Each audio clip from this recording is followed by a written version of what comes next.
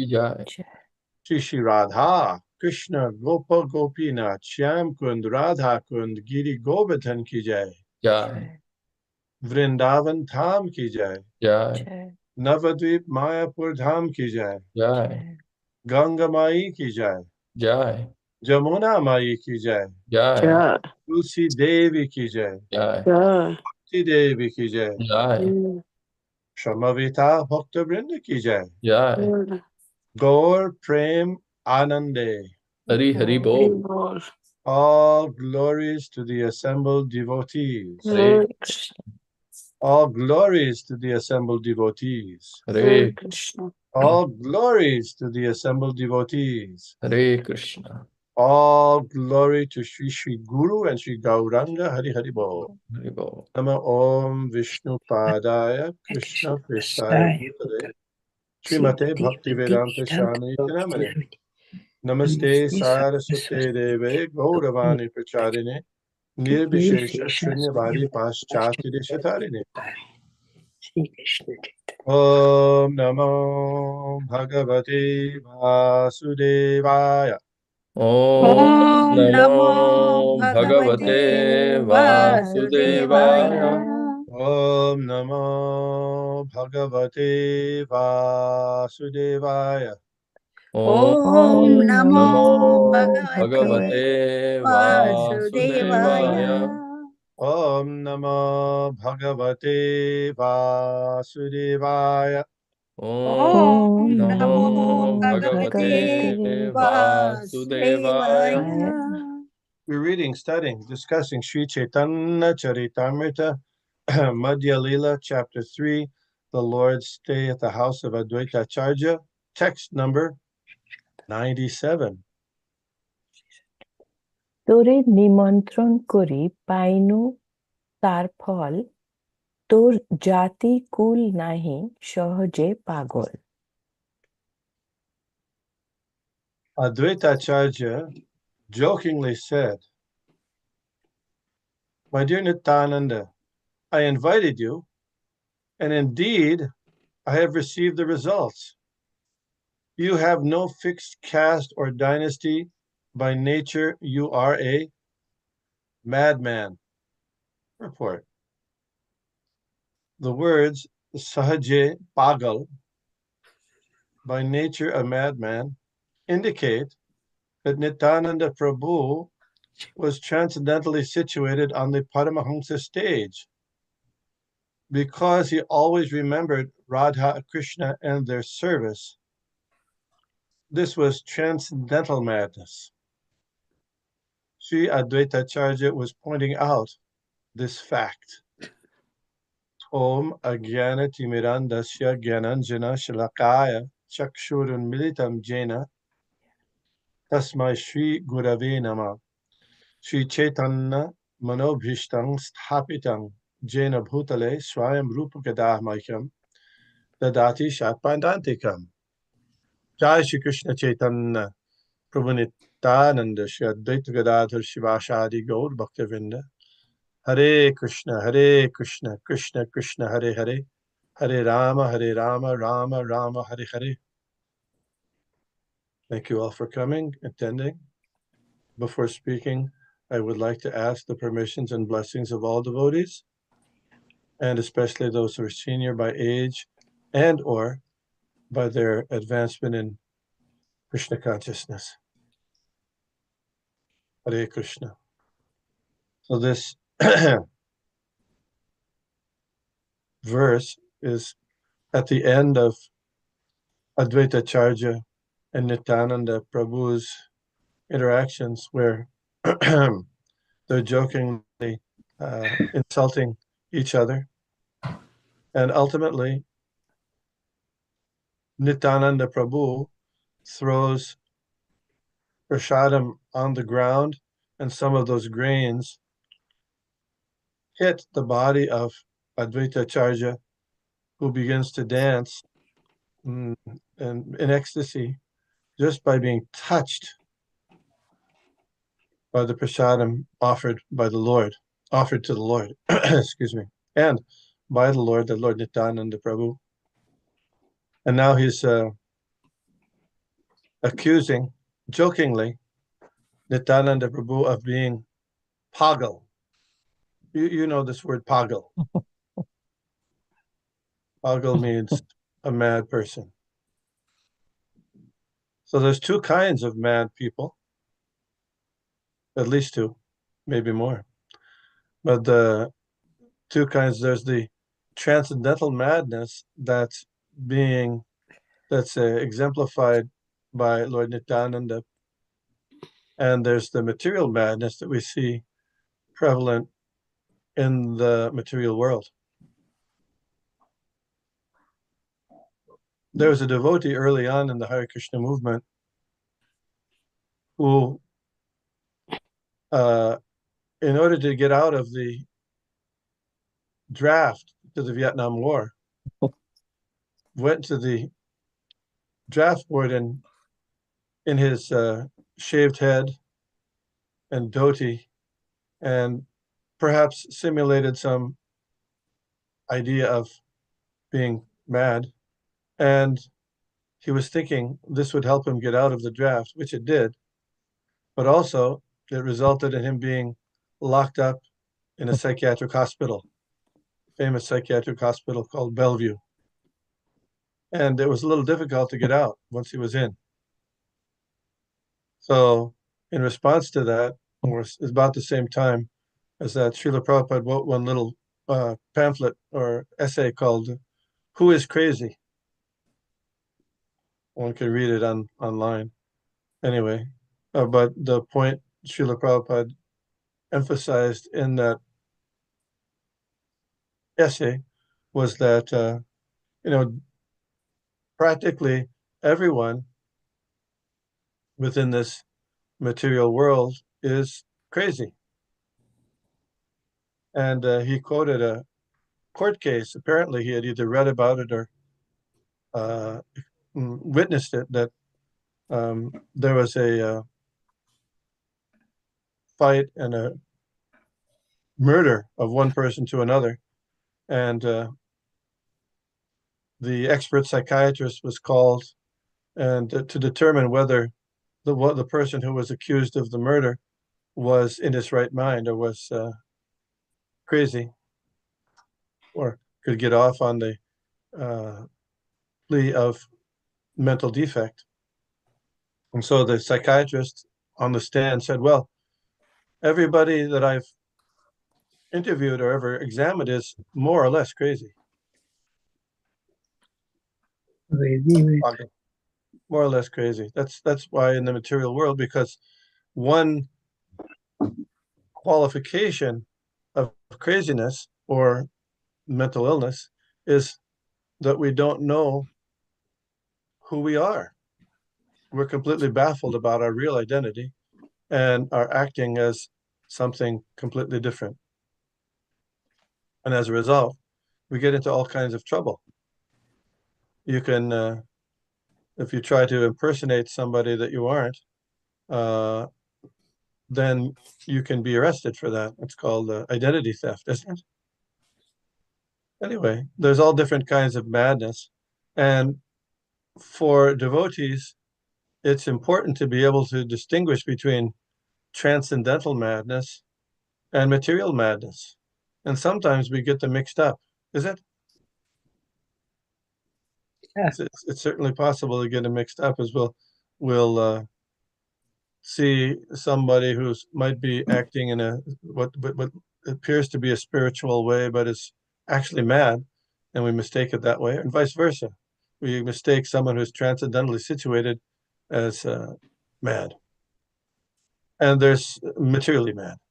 And so there are many examples in the Vedic literature and also in our own experience of this kind of phenomenon taking place. Perhaps you know some of them. This is a question, it's not just a rhetorical question. If you'd like to point out some examples of transcendental madness, at least, which we find in the scriptures. We don't find too many examples of material madness, but there are some also. Anybody would like to contribute some idea like that?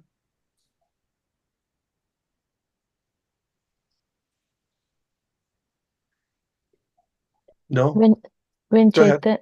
when Chaitanya Mahaprabhu went to Puri, to the Jagannath temple, is that an example? What is described as what he experienced, is that an example of transcendental madness? You could say he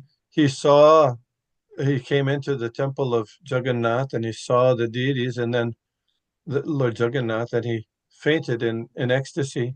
And the Chaukidars, they were thinking he must be some mad person and we're going to beat him. But Sarvabhauma Bhattacharya, who was a little aware of symptoms of transcendental ecstasy, he said, no, don't. He checked him out. He tested him a little bit so he could see that it wasn't material madness, but it was transcendental spiritual advancement. Yes, good point. And we know that when Lord Chaitanya, he approached his spiritual master, Srila Ishwar Puri, and his spiritual master told him, you're a fool, murkha. Murkha is fool, isn't it? You cannot understand or you cannot study the Vedanta Sutra. You should always keep the name of Krishna in your throat. And he taught him the verse, Harer Nama, Harer Nama, Harer Nama, Eva Kevalam, Kalo Nastyeva, Nastyeva, Nastyeva Gatiranyatha. He said, always be chanting and always keep this verse always with you.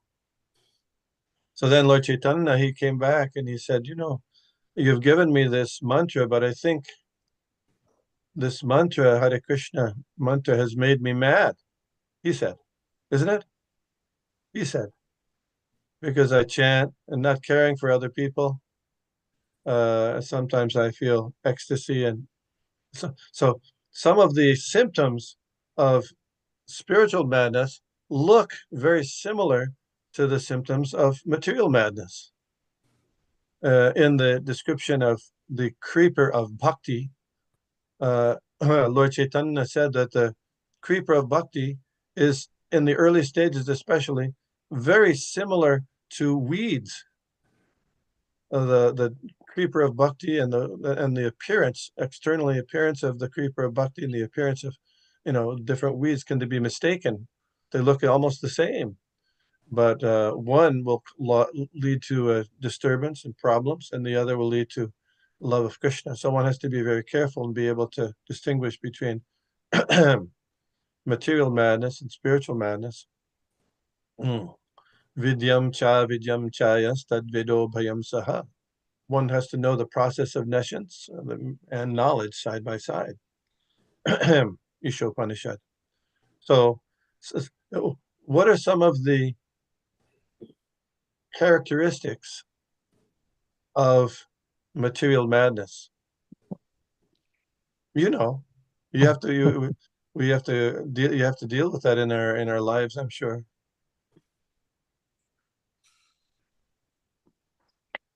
Materially, I think there are, again, at least two types of madness. One is like mad, lost his mind.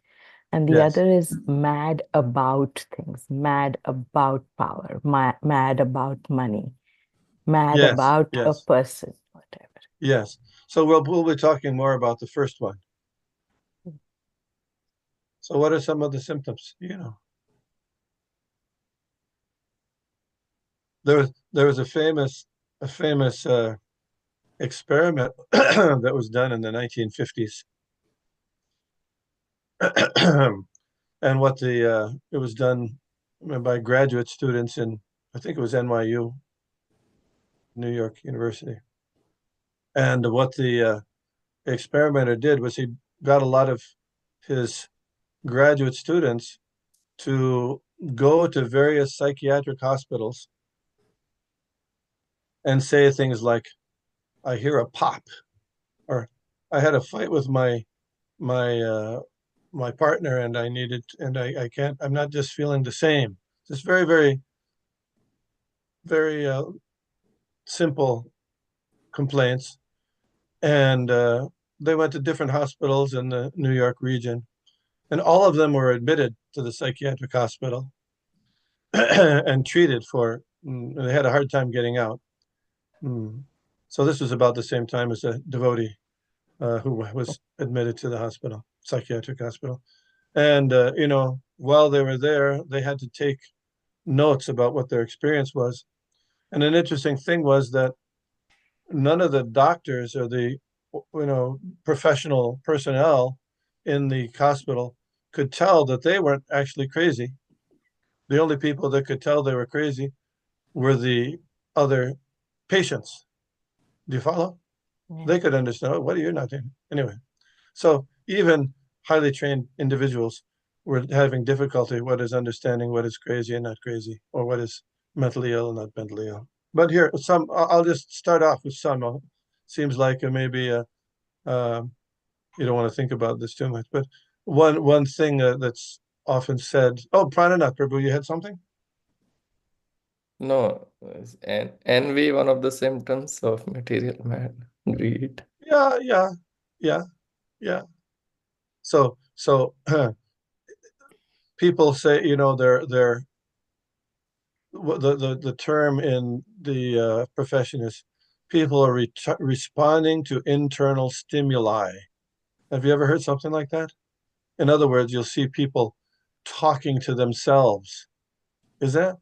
Or they'll say so many nonsense things or talking to somebody who's not there. Have you ever, that's one symptom. So we could say that, and that could be an imagined person, but also if you take a Hare Krishna devotee and they're chanting japa, it looks like, isn't it look very similar to their talking, mumbling to themselves, some kind of, isn't it? Looks very similar, doesn't it?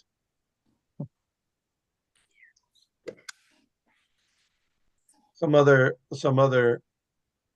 aspects. Well, another symptom is a person who's pagal. He or she may dress inappropriately. It's hot day and they're bundled up in 2 overcoats, or vice versa. It's cold and they're walking around naked. Does that happen? Yeah. And I remember one time I was coming back to the temple in New Jersey and Tawako, and walking on the street just outside the, on the street right outside the temple, there was a naked man, completely naked. So we could understand it must be pagal. So I had to call the police. Yeah, they took him away. Of course, there are places where people go so they can walk around naked legally. That's another thing. But so one's dress being inappropriate or grossly inappropriate for the time or the circumstances is another symptom of madness. We see that in the example of Rishabdev, Maharaj Rishabdev.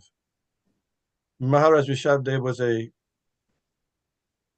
powerful king. He had 100 sons and he instructed them in spiritual life. He was actually a plenary expansion of the Supreme Personality of Godhead. And his pastimes and teachings are explained and described in the 5th canto of Srimad Bhagavatam. But at a certain point, he left his kingdom and wandered like a madman. He let his hair grow. He didn't have a nice haircut. He let his hair grow, and he walked around naked. Not only that,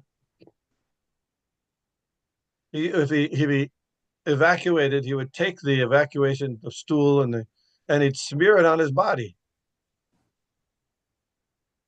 Isn't that mad? But the difference is it was transcendental madness because he was always thinking about, remembering, and chanting about Krishna. And he was doing that just so he wouldn't have to deal with so many materialistic people. And so one of the symptoms of a of a transcendentally mad person is they don't want to become involved in mundane affairs, which is quite often the case in dealing with materialistic people. So to avoid that, they might go to a secluded place, or even in the extreme case of Rishabdev, he took his own excrement and smeared it on his body to avoid to push people away if they wanted to bother him.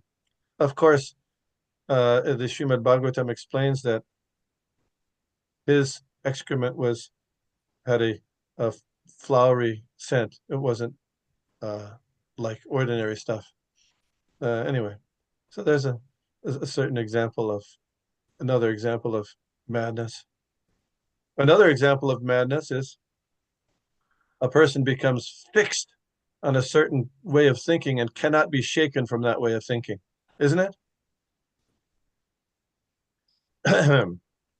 The CIA is monitoring me at every moment, and they're monitoring my thoughts. Did you know that? Yeah, and that's true. And no matter what, it might be true, but they can't forget that for a moment. So a devotee's madness in that way is they're fixed on thinking of Lord Krishna and how to serve Lord Krishna, how to serve the spiritual master. So it may be similar but its content is different. One is materially mad and one is spiritually mad. Sometimes mad people foam at the mouth and roll on the ground. And sometimes spiritually developed people do that also. Even in ISKCON, there was an example of one person who was considered very highly advanced, but under the influence of intoxication, was foaming at the mouth and rolling on the ground. And people thought, oh, what a spiritually advanced person he is. But actually, it was the result of intoxication. Whereas a person who's actually spiritually advanced may do that, but it's seen that they are always subsequently and before that engaged in Krishna service 100%. Within the Gaudiya Sampradaya, there was a devotee named Vangshidas Babaji, who was also, from a material standpoint, pagal, but actually was a Paramahamsa. He used to live in Navadvip, and he had a little hut, and he would walk around with sometimes nothing and sometimes just a kopin, no bahirvas, no external clothing, and it would be rebuking people if they would come just to keep them away. And sometimes he would have arguments. He had different deities in his little hut, and he would serve them nicely, making garlands. Sometimes he would become angry at them, and one time he threw them in the Ganges River, his deities, got them back. But Srila Bhaktisiddhanta would have his disciples bring grains and other bhoga items for Vamsidas Babaji Maharaj, at least initially. But then he said, no, don't do it anymore, because he is still an advanced person, but you'll never be able to stand it. So better stay away. You follow? So Lord Nityananda, his nature is a transcendental avaduta, sometimes it's said, is being described here. Questions, comments?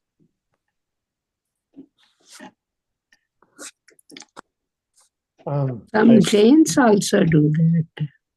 What's that? Some Jains, some spiritual leaders, they do.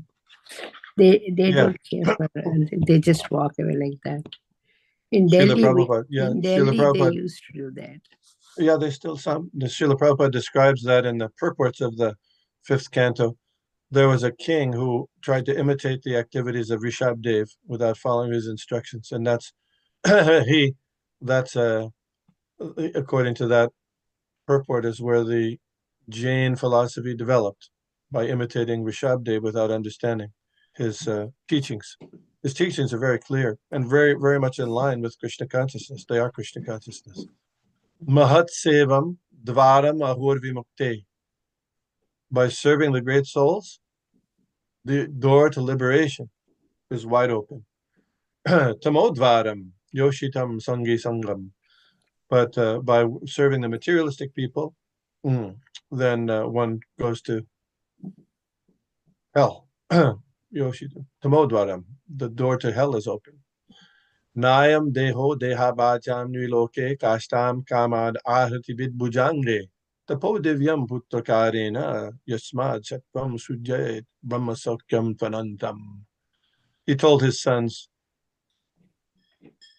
don't be like the 2-liter pigs, but engage in austerity, transcendental austerity for the pleasure of Krishna, because by doing so, then you will have unlimited transcendental happiness. So these teachings are there, but yes, the Jains have, there's two kinds, Digambar Sadhu and Svetambar Sadhu. You know this. Some of the Jain, Digambar Sadhu. without any clothes, and some are white clothes, but there's two Yeah. branches. Generally, they have an impersonal philosophy. Krishna Kirtan Prabhu. Hare Krishna, please accept my blessings. Yeah.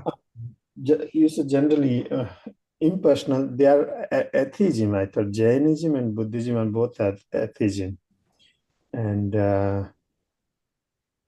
one more thing, about Chaitanya Mahaprabhu meeting his spiritual master.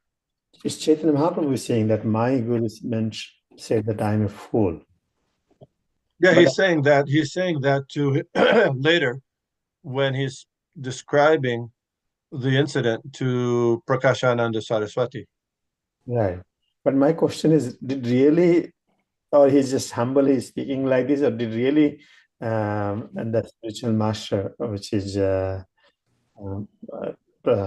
Puri, did he really say that to him? Oh, you're thinking he's just making it up for that purpose? In a humble and preaching way, the word I was thinking, because he knows he's of course, Guru can say that, but I'm just curious to know on that. I've never heard any place or read any place that it was just he made up that for purpose of convincing Prakashananda Saraswati. So I don't have any reason to, but certainly your question is worthwhile. Maybe you can research that. I always took it. He's telling what happened. So if he's making it up, then is he making up the other stuff? Not making up. I mean, sometimes devotees explain in their own way. In the way. So maybe Chaitanya Mahaprabhu, I'm just saying, you don't say directly a fool. Rather, you say, no, one consider when he wants to go to spiritual master, one consider himself a fool. That's the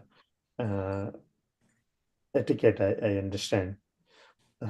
So that's why my curious, is he really said, or he just for the teaching purpose he speaks, that my spiritual master can say fool.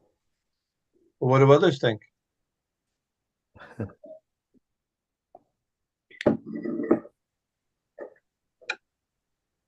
Acharya Prabhu, I see you there. You have any comment on that?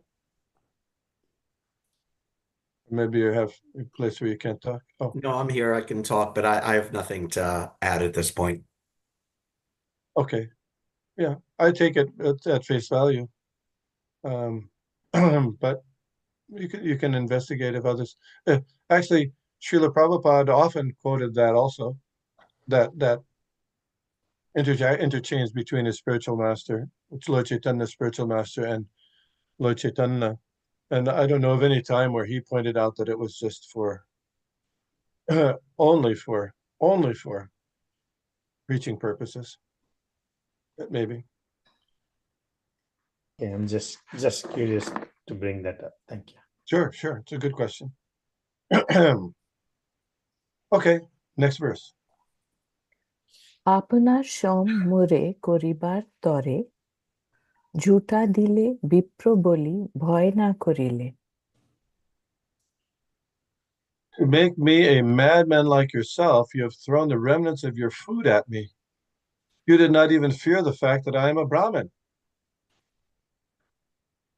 The words apnad, samma, indicate that Advaita Acharya considered himself to belong to the Smarta Brahmins. And he considered Nityananda Prabhu to be on the transcendental stage with pure Vaishnavas. Lord Nityananda gave Advaita Acharya his remnants to situate him on the same platform and make him a pure unalloyed Vaishnava or Paramahamsa. Advaita Acharya's statement indicates that a Paramahamsa Vaishnava is transcendentally situated. A pure Vaishnava is not subject to the rules and regulations of the Smarta Brahmanas. That was the reason for Advaita Acharya stating, Apnar, Shama More, Karibara Tare, to raise me to your own standard. A pure Vaishnava, or a person on the Paramahamsa stage, accepts the remnants of food, Mahaprashadam, as spiritual. He does not consider it to be material or sense gratificatory.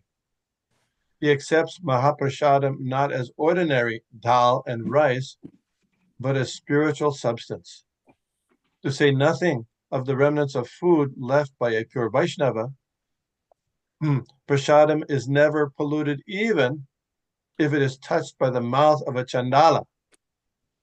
Indeed, it retains its spiritual value. Therefore, by eating or touching such Mahaprashadam, a Brahmana is not degraded. There is no question of being polluted by touching the remnants of such food.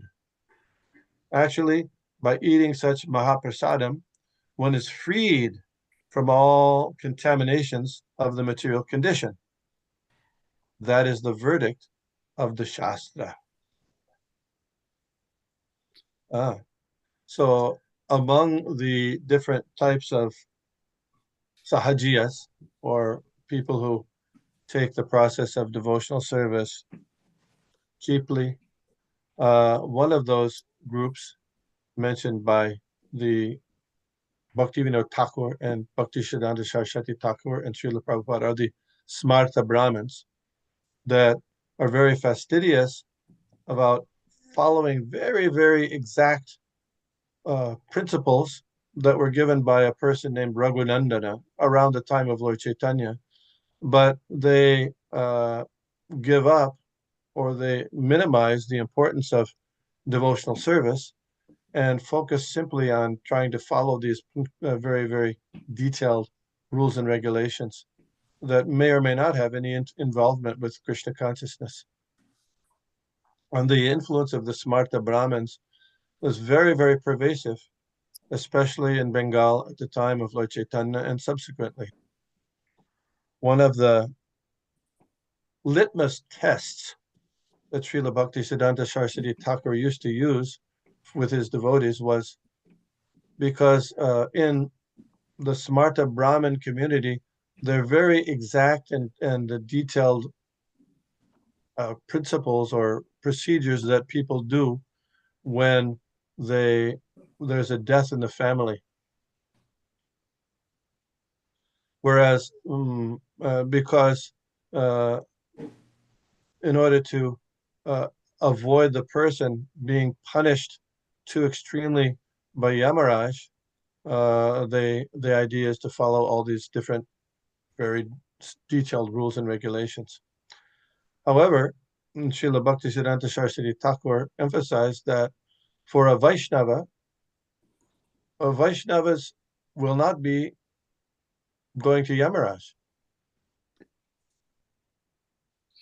In fact, in the Srimad Bhagavatam, during the pastime of Ajamil, when Ajamil is, when Yamaraj's Yamaduta's servants came to him and they were bewildered about what's going on with this Ajamil person, then they told him that he had chanted Narayan one time at the time of his death. And so Yamaraj agreed that he agreed with the Vishnudutas that he was not to be taken to Yamaraj for judgment because he had chanted that Narayan. And he said at that time, don't bring me any of the Vaishnavas. Don't bring me people who have Kanti Mala and who chant the name and their bodies are marked with tilak. Don't bring me those persons.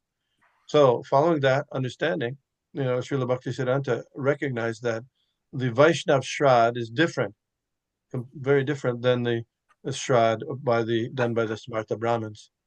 So sometimes even people within the Vaishnav community were very interested in following the Smarta Brahmin system. So Srila Bhaktisiddhanta used that to a certain extent as a litmus test to see if they really had faith in Krishna consciousness, the power of devotional service, and the importance of devotional activities. So Vaishnav Shrad primarily involves chanting the holy name and distributing the remnants of food offered to Lord Krishna, not only to the public, but also to the departed soul. And also the importance of Mahaprasadam is given here. The verses from the Bhagavad Gita that are particularly appropriate is Yagya Shishtashina Santo Muchante Sarvakil Bichai Bhujate Te Twagam Papa Ye Pachanti Atmakaranat. Yagya Shishta means the remnants of Yagya. So when we offer the bhog to Krishna, that is Yagya. Yagya Shishta Ashina Santo, the saints, Santos, they eat that. Yagya Shishta Ashina Santo, Muchante Sarva Kilbishai. And by doing so, one frees oneself from all kinds of karma, sinful reaction. Muchante Sarva Kilbishai. Bhunjate te tvagam papa. But those who are eating food just for sense gratification, agam papa, they get sinful reaction. Agam papa. Ye pachanti atmakarana, just for those who eat just for sense gratification. Atmakarana, for the sense gratification. So even in this case, that verse, Lord Krishna is not even making a distinction between veg and non-veg, or vegan and non-vegan. But particularly, we offer foodstuff to Lord Krishna for his pleasure, and because he likes the certain vegetarian preparations, rasagulla, etc. We offer those things to him, and that bhog becomes prasadam, and it is quite elevating, purifying, wonderful. But to honor it in a devotional spirit is especially a good practice as well. The verse we usually say, as you know, Sharira Avidya Jal. We saw, I think I mentioned that last week, that prayer that we often say, and we used to say it in English. But there's also the beginning prayer, that the prayer that precedes that, and I don't know if you know that prayer. It's a nice prayer also. Ek Deen Shanti Pure. And this is describing this pastime. Ek Deen, one day, Shantipure in Shantipur, Prabhu Advaita Raghare, at the house of Advaita Prabhu, Dvi Prabhu, these two lords, Bhojana Boshilo, they sat down for prasad. Shak Kori Ashadan, when Lord Caitanya tasted the vegetable, Prabhu Bole Bhaktagan, he said to all the devotees, Eshak Krishna Ashadilo. Krishna tasted this. Hainu Shak Ashadane, whoever tastes this vegetable, Krishna Prema Aishimane, Krishna will get Krishna Prema. Se Preme Koro Shadan, just by tasting it. Jadda Buddhi Pori Hari Prasada Bhojana Kori, Hari Hari Bolo Sarvajan. So the devotees gave up their materially dull consciousness, mentality, and engaged in taking the prasadam very enthusiastically and chanting Hari Hari. Hare Krishna. Comments, questions, corrections? Krishna Kirtan Prabhu, you usually have a comment. Yeah, I was contemplating on this. This prasadam itself is very vast subject. One's attitude. First, you mentioned about remnants. Last time we discussed our attitude towards the remnants, also very important. And second thing is you mentioned about prasadam distribution, honoring prasadam. I think it's time, place, and circumstances. Everyone should do according to the best of their capacity, I'm thinking. Isn't it true? Because otherwise sometimes it can be overwhelming. Somebody can, example, some home programs we conduct, right? Oh, one person, see, this person elaborately served so many varieties. And one may get discouraged, so I cannot do it. I don't know. Can you please share something on that? Sure. I mean, we like to offer as many preparations and variety of foodstuff to Krishna as possible, but it's not that we have to do it every single time. We go out on Sankirtan and we might give a little sweet ball. Even when we went to Jagannath Puri last time, Vaisheshik Prabhu arranged to get what are those called? Lollipops. Lollipops? And they offer them to Krishna, and they're distributing in the lollipop prasadam to Krishna. So that, according to circumstances, and that just some kind of prasadam is very nice. And actually, somebody may say, well, those lollipops were not made by devotees, so how can you do that? It's true, they weren't made by devotees. So an interesting point is that Srila Prabhupada in New York in 1976, for the Christmas marathon, we would, many devotees would go out distributing books and collecting donations. And we were giving away candy canes, because it's the Christmas season. Candy canes, little candy canes this size, white and red swirls. And of course, because we didn't make them, we didn't know how to make them, but we just purchased them from some manufacturer. And we were just offering them to Srila Prabhupada on the side. And Srila Prabhupada heard about it. He said, no. Offer them to the deities. Well, no, we were shocked. And then it came to our knowledge that Prabhupada had instructed that way back to Jagadish in Toronto, that as long as it's pure ingredients, and you purchase it, it's okay to offer those things. And it's the standard practice in the Gaudiya Math also, that the sweets that they offer to the deities are made in sweet shops. Did you know that? So the first time I went to India in 1975, I was in charge of the kitchen in New York, and so I wanted to know, let's see how they do things in India. I wanted to really, because they must do things really, pakka, really nicely done, first class in India. So I went to the Hyderabad temple, and they had just installed the big deities, Radha, Madan and Mohan, I think their names are, in Nampally Station Road. And there's a devotee there named Vasu Ghosh, who you know very well, Krishna Kirtan Prabhu, Vasu Ghosh. Yeah. So I said, Prabhu, could you show me how they make their deity sweets here in Hyderabad? Previously I'd been in Mayapur, but in Mayapur it's just like unbelievable. Everything is going on. It's just but Hyderabad was relatively small. So I said, can you show me how they make the deity sweets here? So I said, yeah, come on, I can do that easy. Come on, come sit down on this rickshaw, auto rickshaw. So we drove somewhere down the street from the temple, and he said he went inside and got some deity sweets, bought some, and came out and said, here you go. These are what we offer to the deities.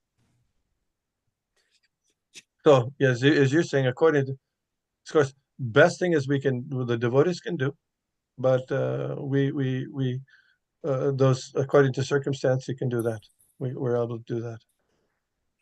You follow? Last statement somehow got missed. Vasubhas Prabhu took you to where? To the shop? Sweet shop. Sweet shop. I'm sorry. Sweet shop. Sweet shop. And he went inside and he purchased some and brought him back in a box. You know how they put it in a box? Mm. It was burfi and sandesh, you know, and he brought them. We brought them to the temple, and they were offered for the arti. And an interesting point also. I mean, that's something that's often done. Is it still done in ISKCON in India? I don't know, but when Srila Prabhupada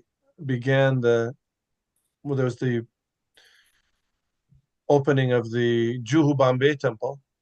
Prabhupada wasn't remaining on the earth to see that, but he gave instructions to purchase the deities, the sweets for that festival from he gave different sweet shops that he wanted the sweets purchased from to be offered to the deities. This is very interesting. Do we have the list of the names of the sweet shops? I don't think so. Giriraj Swami wrote it in his book, but he didn't give the names. So according your question was according to circumstance and time. Yes, yes. Prasadam distribution is so important. I have a comment on that. I mean, with regards to this, Prabhupada is a very high standard, and it's wonderful that everything should be made by the devotees. But people coming from Vedic culture, you know, everybody had their own services. You're breaking up. Like the barber and I'm breaking up. I'm sorry. Can you hear me okay now? Better? Yeah. Can you hear me? Yes. Okay. So people in the Vedic society, you know, everyone had their own services. Barber was specialized and sweet maker also specialized. Ordinary householders, they could make some traditional sweets at home, but special sweets were always depend on the sweet shops. So that's the big thing for, just like America, you know, not having chocolate is a big thing. In India, no one will know how to make all these sweets because they're specialized in that. I think that's the reason also Prabhupada allowed one of the reason. Otherwise, you cannot make all the sweets. And that's what I was saying. Okay, that may be a factor. That may be a factor. As far as I know, Srila Prabhupada didn't mention that at any time. But also would that also apply to candy canes? And he wrote a letter to Jagadish Prabhu in Toronto that they can, like Vaisheshik Prabhu is doing, get lollipops, which is just sugar or corn syrup and some flavor, and purchase them and offer them and distribute them on Sankirtan. Yes, could be. Maybe one a factor.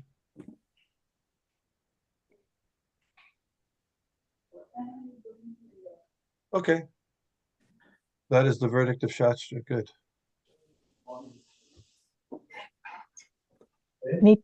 Nityananda বলে এই কৃষ্ণের প্রসাদ ইহাকে ঝুঠা কইলে তুমি কইলে অপরাধ.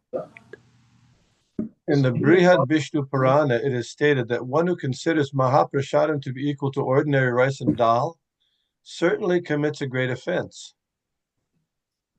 Ordinary edibles are touchable and untouchable, but there is no such dualistic considerations where prasadam is concerned.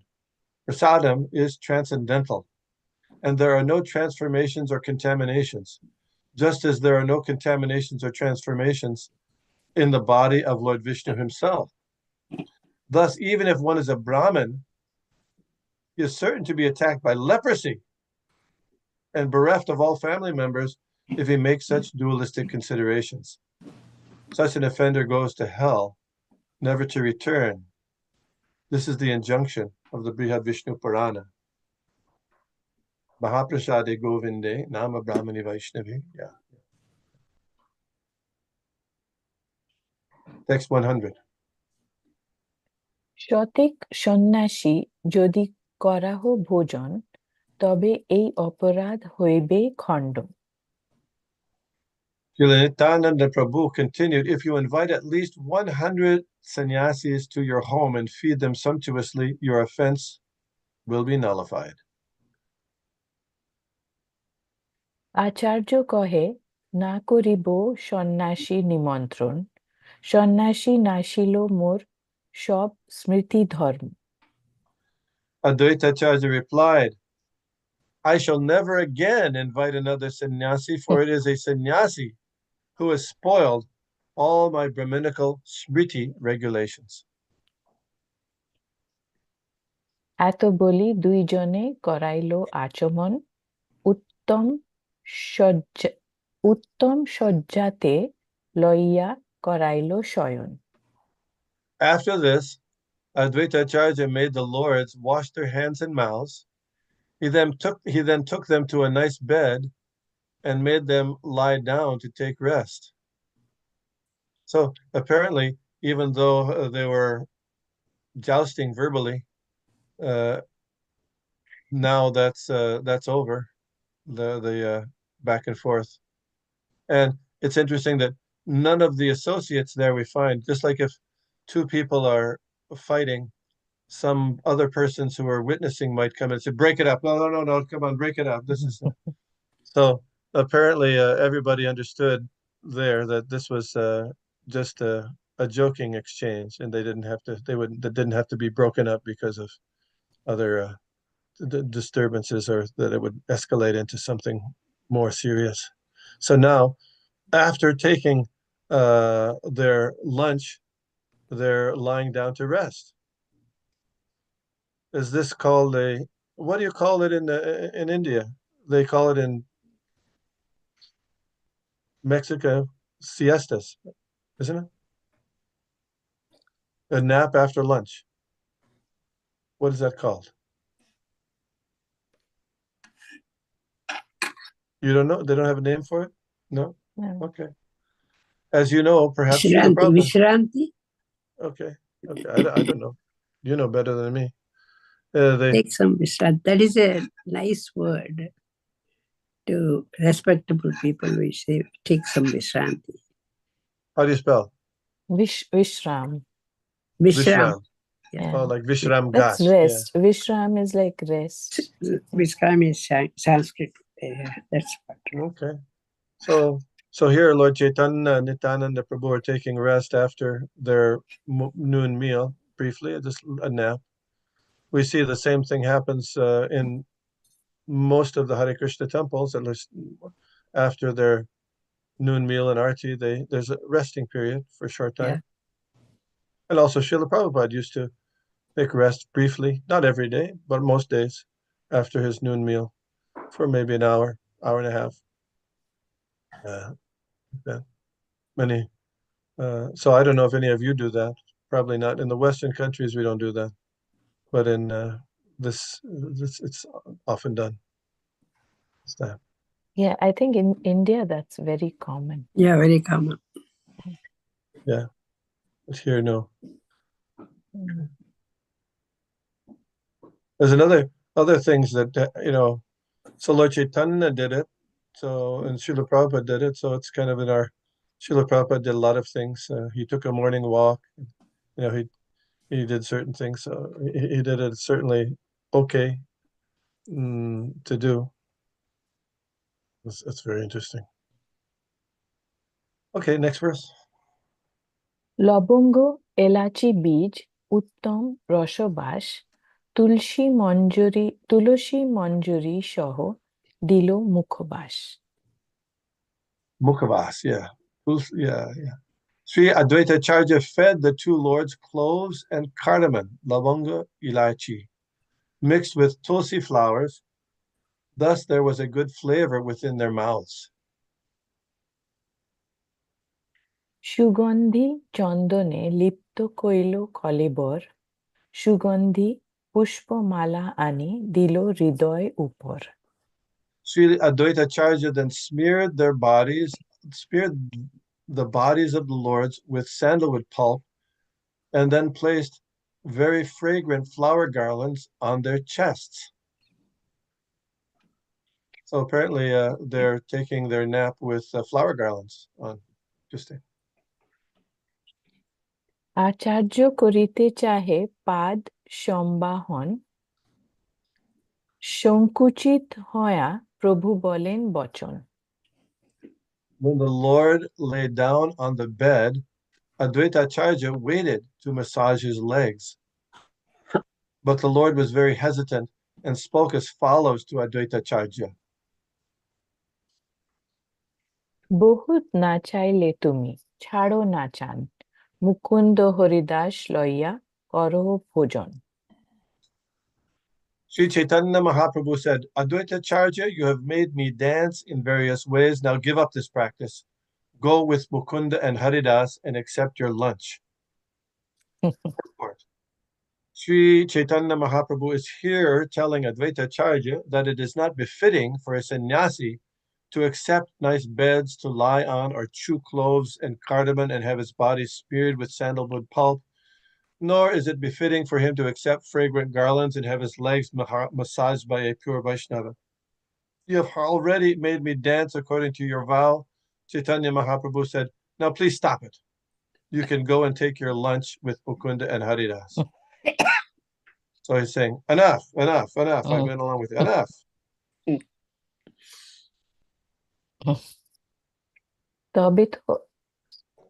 তবে তো আচার্য সঙ্গে লয়া দুইজনে করিল ইচ্ছায় ভোজন যে আছিল মনে Thereupon, Advaita Acharya took prasadam with Mukunda and Haridas, and they all wholeheartedly ate as much as they desired.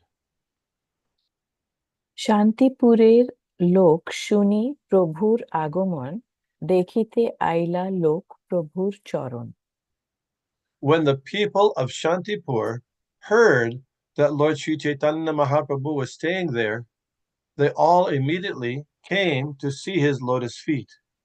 See, he just arrived.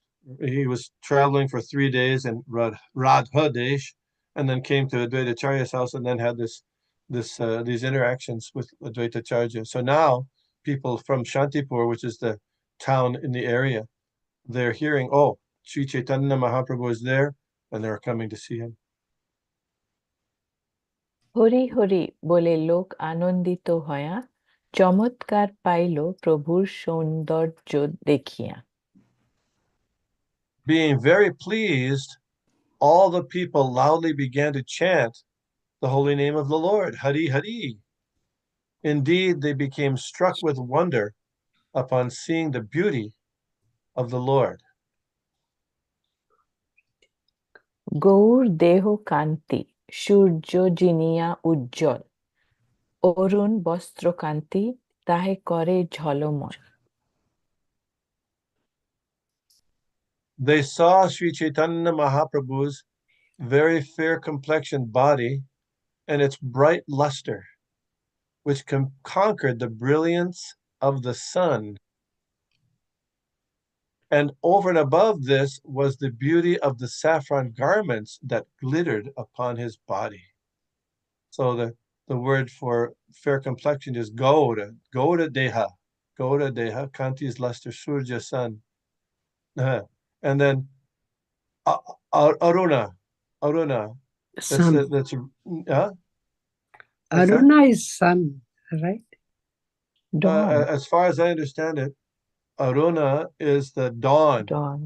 Dawn. Aruna Kanti, yeah. Yeah, Aruna is the dawn. So like there's the sun.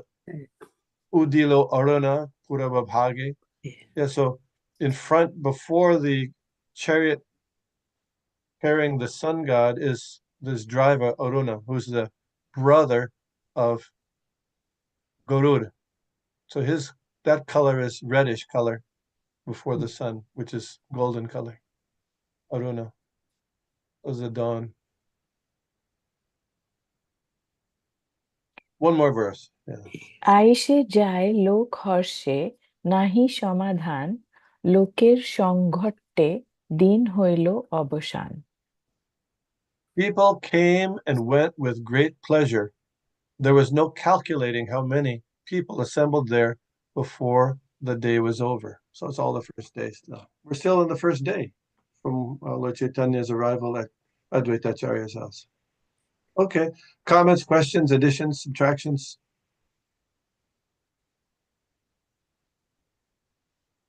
Reflections? Okay. Nothing, Krishna Kirtan Prabhu? Yeah, I'm driving. So can you hear me? Yeah. It's very nice. We can learn the Vaishnava Seva, how we are supposed to do. Just because it happened 500 years back with the Lord doesn't mean that we should not apply into our lives. So this is a very nice activities, transcendental activities taught with their examples. That's what I was meditating on. Yes. Yes, thank you.